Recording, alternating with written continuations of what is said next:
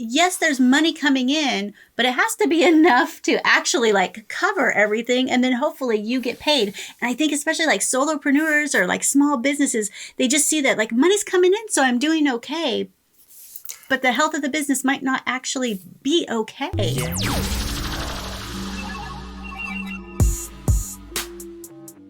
Hey, what's up? It's Torie Mathis, your host, and I am here with the one and only Sean Mathis, founder of Miles Through Time Automotive Museum. What's going on? So recently, we have taken over another business. And so that means that we are a new business owner. Yay! Woohoo! So before we took over this business, we actually looked over all of the numbers of the previous business so we could kind of get an idea of just kind of the baseline of where they were at. We knew the business wasn't being ran how we would run it, but we really didn't know exactly what was going on. And you know, after going through all the numbers, and I'm like pretty good at like building spreadsheets and being able to kind of see how things are connected and do some projections and things like that. And looking at it, I don't think that he had any idea really what was going on. I would hope not. With the business and with like what money is actually like left over, because you know it's more than how much money the business is making, because it's really easy at the end of the day for there to be no money left at all, and for you to be actually in debt at the end of the month. And you really can't go by how much money you have in the bank, because the bills could be coming, you could be owing things, there could be a lot of money at some time, you could have started with money. There's a lot of things going on. And I think that there are people that look at their business and they only go by, well, you know, we did $25,000 in business last month, like we're doing great. And really that's not the case. Very much so in this particular case. And so I think that you really need to be able to look at your business in a way that you really know what's going on. And by us looking at the spreadsheet, we could see that, you know, we could kind of see what was going on with that business. And, you know, Sean has been working really hard at getting, you know, it's a antique market, right? Like they were doing more like flea market-y type cheaper stuff. So we're going to try to make it a little bit more high end and have it be a little bit nicer antiques and be an antique market rather than a flea market. And so there are individual people's booths in there.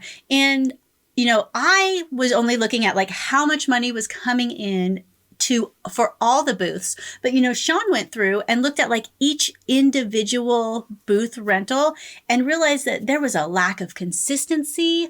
Like when you're not consistent with your prices, like it's hard for you to tell what's working and what's not, because you probably don't even know.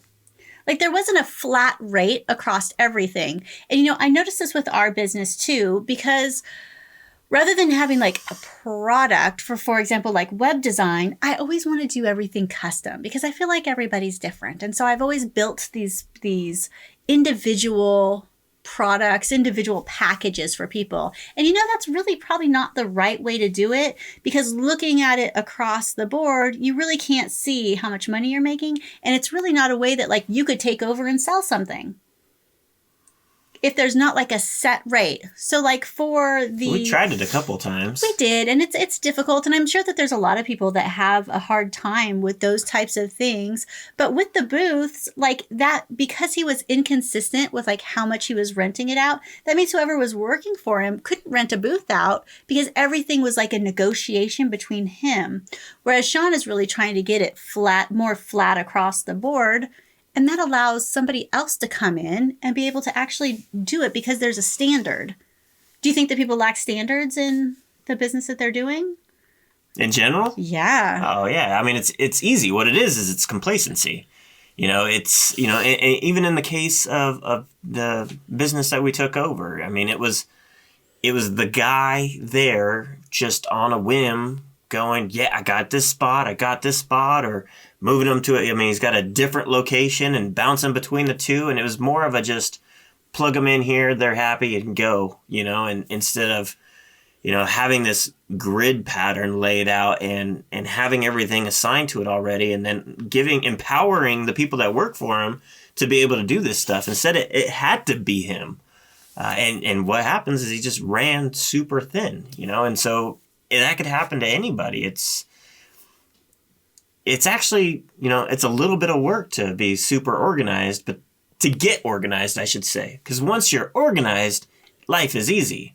But to get to it, it does put a little bit of work in it. And, in the case of this business that we're talking about, he never did that.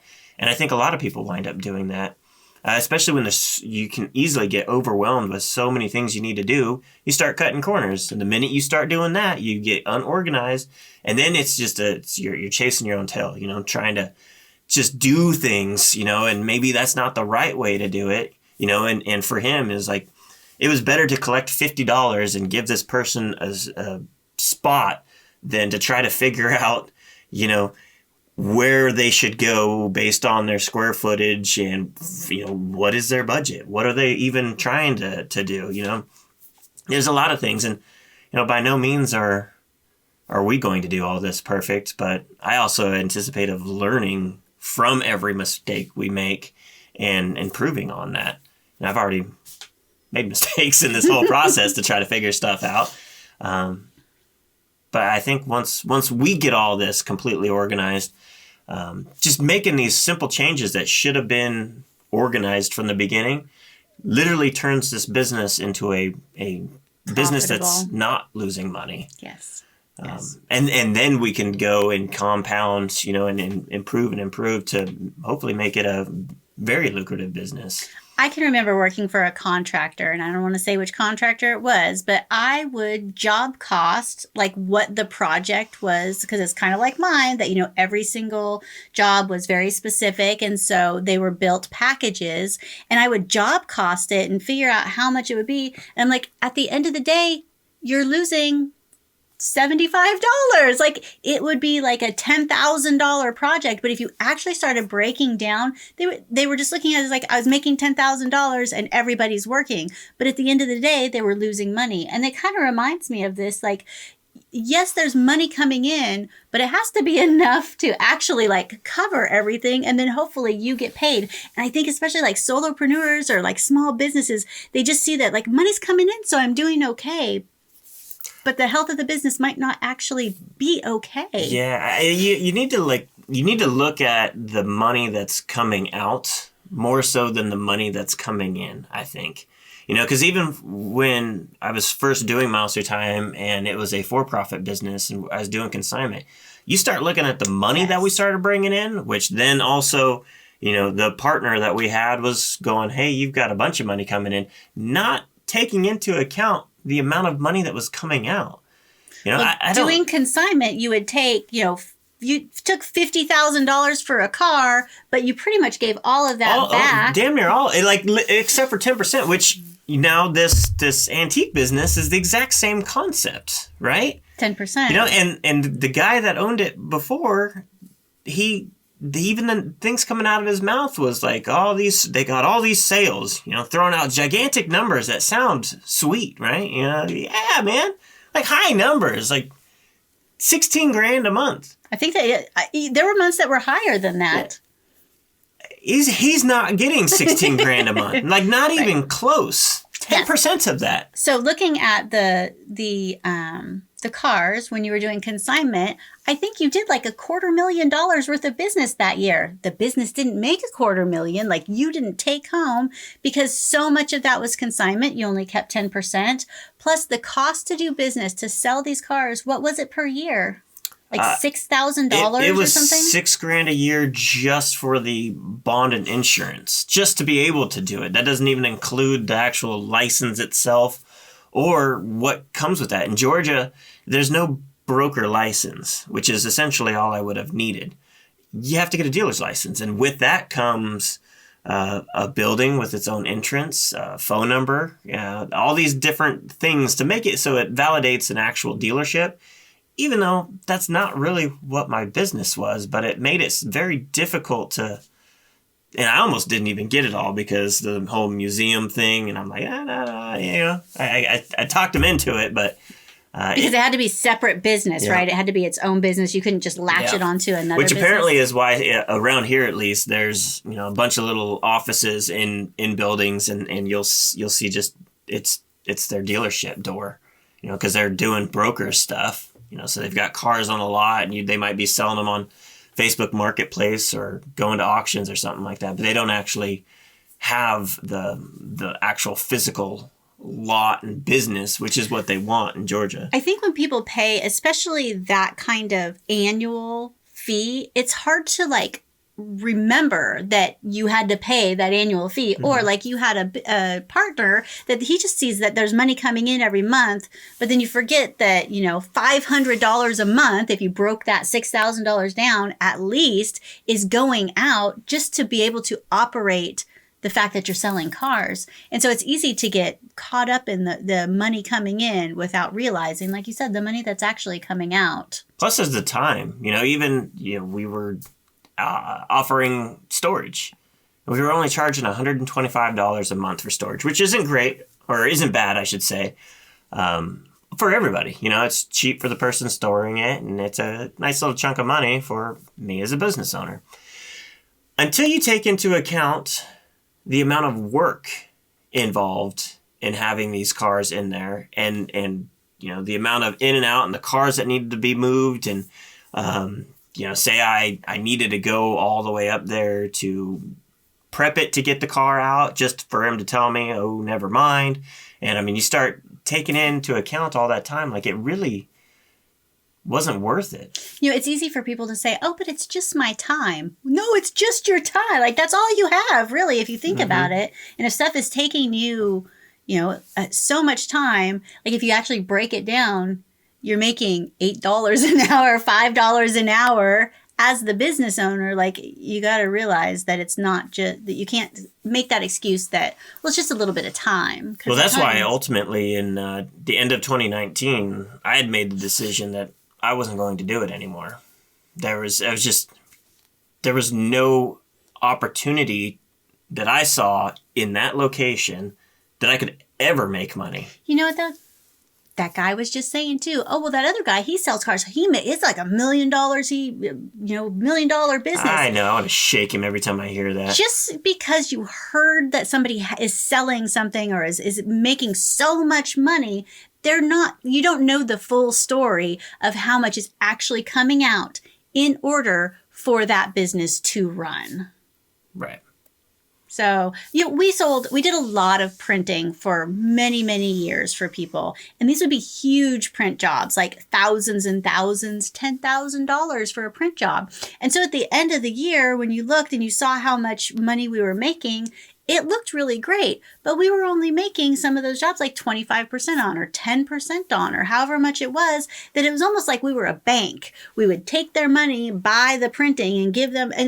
And so it looked like, you know, we were making, you know, a whole bunch of money, but if you look at it at the end of the day, like it's not as much. And I think with the cars, but with the printing as well, like there is a high probability that shit is going to go really bad. Because even if you were there physically printing it, or, you know, if you're managing the printing, like there is a chance that it'll get lost or damaged in shipment. All kinds of things can happen. And we've had to deal with all that. And so, yes, we're making a lot of money, and yes, we have a lot of money coming in, but the time and the liability involved in it is super, super crazy. And I think we had to make that decision that we don't really push those services anymore. No. Because the liability part of it for me is incredibly stressful, and I don't really want to deal with that too much. So we still do some printing, but we don't push it. But looking on the outside, you could be like, printing is a great thing because you could make, you know, you could be $1 million business.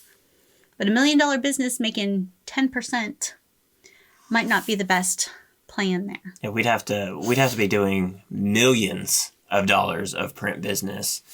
And then you start getting into the amount of time it takes to deal with all that kind of stuff that ultimately, you know, the two of us couldn't do it. So now you've got to pay somebody else to do it. So now you're making less, or you've got to make that much more and have that much more liability on everything. It's not always about the money. No. And you really need to realize that it's the money that you take home, the money that you have left over, that is the real power number that is saying if it's successful or not that you're $1 million business. Before I went to Afghanistan, and we both lived in California, and it was right when Torie was making a bunch of decent money doing the whole real estate publishing magazine and everything, I was making pretty decent money working for Pepsi. And ultimately it was a pretty cake job for what I was doing, other than it was, what I was doing, which wasn't what I wanted to do. It wasn't utilizing your skills. If you just looked, you'd look at what money we had, like, at our age, we were making pretty damn good money. I mean, and anybody could have looked at us. In fact, people did and go, you guys don't deserve it. But really, like, that wasn't even the lifestyle that we wanted. Torie was driving an hour, damn near an hour to get to her job in one direction.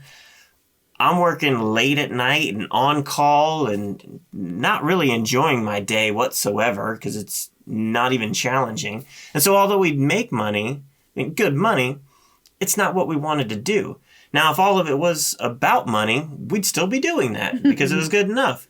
But the lifestyle we have now, not necessarily thinking of the specific dollar, we actually make more and have even more time to do family things, going on trips and just being able to do stuff like this right here. If we were still doing that other stuff, we couldn't do it.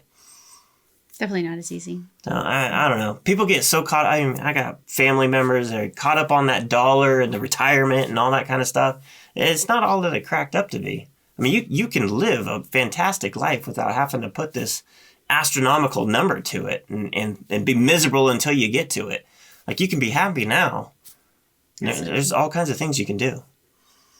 So when you started looking over the numbers for the new business, which is Vintage Garage Antiques, you can look us up online. We've got some stuff starting to get out there. You've made some changes and we've run some new numbers. And so, even if a business is not making money, it definitely can be turned around. What are some of the things that you've turned around? And well, right off the bat, it was getting everybody equal.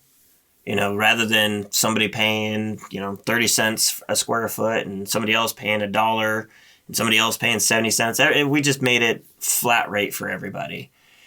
But then it was even more muddy because nobody knows what they're paying for.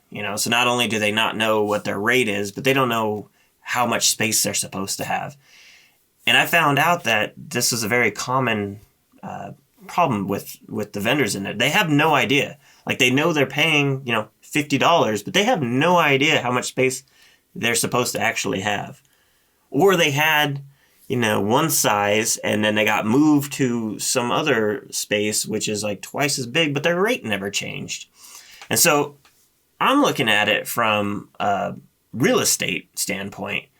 It's the only real source of revenue, because again, coming from the consignment cars, I know 10% doesn't add up very quick. No. And it can be very misleading. We'd have to sell, over $40,000 worth of cars or merchandise in there just to pay the rent for this place.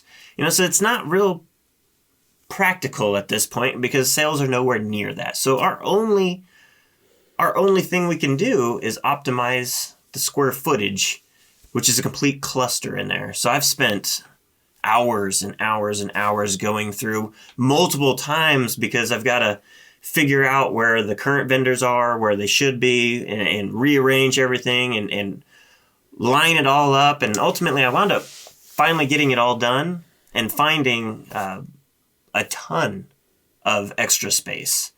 Well, I think something to say there is that, like, when we first did it, I got all the numbers and that gave us a snapshot, right, of where the business was. And if it's your business or you're taking over a business or whatever, like, you have to know where you are and then you have to know where you can go. Like, we asked how much square footage is available to be rented. Well, I don't know. No idea. Well, what's everybody paying? I don't know. Well, I don't know. Like, nobody really knew what the snapshot was. Or it was the inflated numbers that aren't even close to accurate. Telling us what we want to hear. True. So one of the first things that Sean and I did is that we went there and we measured everything off and we drew out a 2-scale map. And then Sean went through and started finding every booth and figuring out, like, how much space they actually have, how much they're paying. Well, then what does that equate to? Well, that equates to how much they're paying per square foot. And so then we had a more accurate snapshot of this is really what's going on. And then Sean was able to say, okay, well, if everybody paid the right amount of $1, $1.25 or whatever we're going to, what would that look like? And so then you can kind of figure out where you need to go. Once we mapped that out, once we got rid of all of the extra space that wasn't used, now Sean knows what's possible. And now the plan is there, and now Sean just has to work the plan, right? Yeah, I mean, it's we can set whatever goals we want, but if we don't know how we could possibly get there, that goal is garbage. Now, knowing exactly how much footage we're working with, it's as simple as plugging in the numbers into the file that Torie created and seeing what it says. And if we change it, tweak it a little bit more, there it is. It's populated. So then it just comes down to a supply and demand. And that's why at this point now that I know that aspect of the business, now it's focusing on appearance. Well, I think though for a lot of people, when they if your business isn't doing well, if you don't have money left over, if you're stressed about money, it's not going right. So once you can figure out where you're at and where you need to go, then changes have to be made. And Sean had to make some serious changes, and Sean had to confront people that haven't been paying a lot. And I think that can be a really scary thing for people to have to shake the tree, to shake things up. Yeah, I'm not a fan of it by any means. But you have done such a great job at, this is how it's going to be. And what Sean found is that the people that are really unhappy probably aren't the greatest people to be in there anyway. Because so many of the people are like, really? This is what we're doing? Cool. I've been holding back because this hasn't really been professional. This hasn't really been a real... Which is the most common response that I would have never anticipated. I mean, most people, that was their exact response. They are holding back because the previous owner wasn't marketing it, wasn't taking it serious, because this was he's got the guy that had it before has another antique market that's doing really well. This was just his overflow, and he kind of was doing it. It just really wasn't 100% his thing. So this is this is more of 100%, we're really going at it. So it's really nice that the people that want to do it, they're fine with paying more. They're excited to pay more because Sean explained the vision to them and they are ready to go. They're we're going to bring more stuff in. Some of them were give me more space. I'll pay more. It's actually crazy how much more some of these people wind up paying. And they're fine with it. Yeah. I mean, there's one particular that I would have never guessed she'd have been okay with it. Just looking at her specific sales even. Based off of what she was paying for her space, what her sales were, and how much space she actually had, I thought there was no way she was going to keep it. And not only is she keeping it, but she's actually going to ramp up everything she's doing. And that's exactly what I've been trying to portray to all these people is that, it's not about just having stuff in there. I mean, you have to work this thing. I'm going to put in a whole lot of effort to ensure that I'm going to make it as successful on my end as possible. And I expect the exact same from them. And if they don't want to do it, they're hurting themselves. Well, there's some people that had such a good deal in there. They weren't even trying to sell stuff. It was cheaper than going and putting the stuff in storage. They weren't even trying to sell stuff. They were just storing things. Mm-hmm. So once we're wondering why do they have some of this? We don't want this crap stuff in there. They weren't even trying to sell it. So sometimes when you mark your stuff down so much because you're just trying to make it, you're actually putting out there. Yeah, there's a whole perceived value with this. You first walked into the building. It was an immediate letdown. I mean, I would have been bummed if it wasn't our museum in the back there and we walked in, you're like, this place sucks. It looked like a flea market. It was messy. We didn't have any control over it until you walked through the red doors into the museum. We had no control over what the atmosphere was. And so we're fixing that now because that first impression is huge. Even already what we've moved to what you see when you first walk into the building, I mean, it's already had a profound impact. I mean, it's pretty neat. I'm I want it all finished right now. You have quite a ways to go, though. Still a lot of stuff going. Yeah. But the confrontation, the raising prices ended up being such a positive. And it has to be done. Well, and some of these people, that did have a little kickback, I flat out told them, I'm like, look, I can keep it the same and we can all leave. Or we can get on the same page and we can all be successful. I tell people, I'm an open book. I've been this way with the museum the whole time. Like, my whole intention is expanding the museum. And if taking over the antique mall means, is what I have to do this, then that's what I'm going to do. But I'm going to put it all out there, and we're going to go full force, as great as we possibly can. And you're either with me or you're bye. And we hired a full-time manager, Jenny there. And I told her too, I'm like, you've got full power. Like, you don't need me to do any of this kind of stuff. If somebody's giving you a hard time, tell them to leave. But intentionally, we have had to make things standard. Yep. Like, if you can standardize things, if you can make processes, then that's empowering, not just yourself, but your employees too. Because before, the employees that were there, they couldn't do anything. They always had to wait for him. Do anything in general.